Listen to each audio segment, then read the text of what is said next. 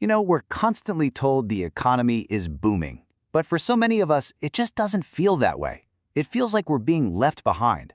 So in this explainer, we're going to unravel why that feeling is so real and what's actually driving the two very different economic stories playing out in this country.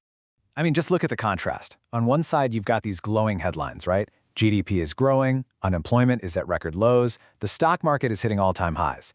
But then there's the other side, reality, how people actually feel. And consumer confidence, it's hovering near the same lows we saw at the peak of the pandemic. It just doesn't add up. There's this huge disconnect between the official story and our everyday experience.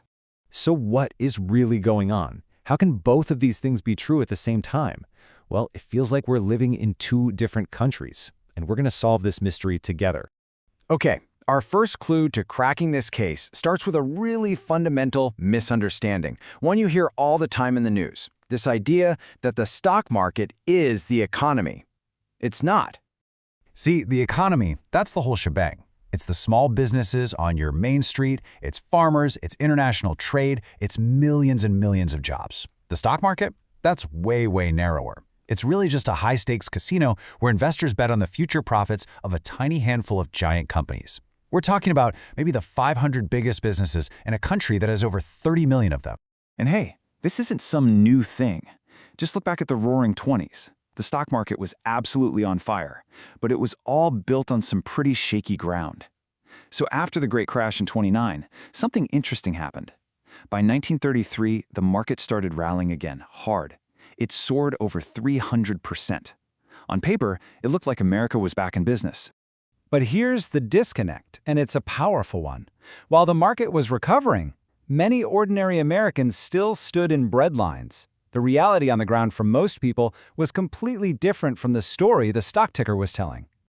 So, what's driving this huge gap today? Well, let's pull back the curtain on the secret engine that's been running full throttle ever since the 2008 financial crisis. We have got to talk about the money printer. This whole secret really comes down to a process called quantitative easing, or just QE. To put it simply, it's when the central bank, the Fed, literally creates new money out of thin air. And then it uses that new money to buy up financial assets, which pumps all that cash directly into things like stocks and real estate. And the scale of this, it's just staggering. Before 2008, the Fed had about $0.8 trillion on its balance sheet. Now look what happened. By 2014, it had exploded to $4.5 trillion. And by 2022, an unbelievable $9 trillion. What started out as an emergency fix has become a full-blown addiction for the entire financial system. So this created a really powerful feedback loop. Here's how it works. The Fed prints money. That money flows into stocks, driving up prices. The people who own those stocks feel richer, so they spend more. That extra spending boosts the GDP numbers. And what happens next? Politicians get on TV and declare a strong economy for everyone. But it's all being fueled by the same artificial source. Now, a system this powerful doesn't just keep going by accident. So let's meet the three key players who have a very, very strong interest in keeping this loop running forever. First up, we've got the CEOs of major corporations. And their favorite tool for keeping this game going might actually surprise you. It's a little thing called a stock buyback. Just take a look at Lowe's, the hardware store. Between 2019 and 2024, they spent a mind-boggling $46.6 billion buying back their own stock. Now, to put that number in perspective, that's almost as much money as they spent paying their entire workforce over those same 5 years.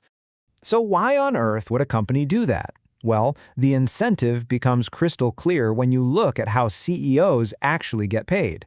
You see, over 80% of their compensation comes directly from stock awards and options. So when they use the company's cash to buy back stock, the price goes up and they personally get a much, much bigger payday. It's really that simple. Okay, next up we have the absolute giants of Wall Street, the big asset managers like BlackRock, Vanguard, and State Street. I mean, together they manage over $24 trillion. They're the biggest single shareholder in 88% of the companies in the S&P 500. And here's their incentive. They make their money by charging a percentage fee on all those assets. So when stocks go up, their revenue goes up automatically. And that brings us to our final player, the one who sets and protects all the rules of this game, the politicians.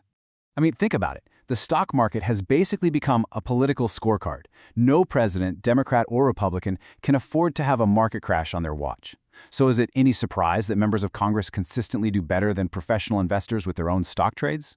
This whole thing creates a very cozy, revolving door relationship. In fact, just last year, 26 of the top 42 Wall Street lobbyists were former government employees. It's a system where Washington and Wall Street protect each other.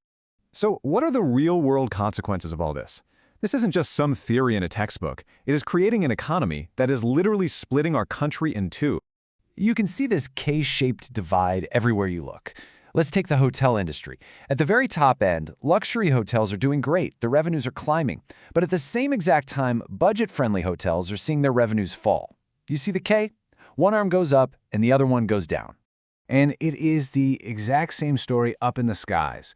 Airlines are literally scrambling to build more luxury suites because they're overcrowded. Meanwhile, at the back of the plane, demand for basic economy seats is actually shrinking. Companies are now building their entire business models around serving two completely different customer bases. So if this system is creating all these winners and losers, what's the actual dividing line? You might think it's just about how much money you make, but the real answer is a little more surprising than that. Just look at this. A shocking 41% of people who earn between $300,000 and $500,000 a year say they're living paycheck to paycheck. This tells us something absolutely crucial. Having a high salary by itself does not guarantee you're on the winning side of this new economy. And that brings us to the real dividing line. It's not about income, it's about ownership. The entire system is built to reward the people who own assets, things like stocks, real estate, businesses, because that's where all that newly printed money ends up going. If you're only earning a wage, no matter how hard you work, the financial current is designed to pull you further and further behind. And that leaves us with one final and I think critical question you should ask yourself. In this system, are you a player or are you being played?